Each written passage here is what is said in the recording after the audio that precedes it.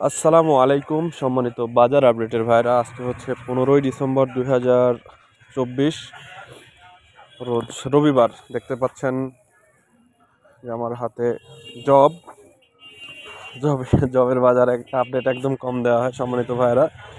Job জানিয়ে দিচ্ছি, জবের বাজারের আপডেট ভাইরা। জব হচ্ছে আপনারা জানেন যে দুই ধরনের হয়ে থাকে, একটি মানে দুই ধরনের বলতে কি দুই পদের, একটি হচ্ছে দেশি আর একটা হচ্ছে ইন্ডিয়ান। ইন্ডিয়ানটার গুণে মানে অনেক ভালো। তো ইন্ডিয়ানটার বাজার মূলত 115 থেকে 18 টাকা কেজি।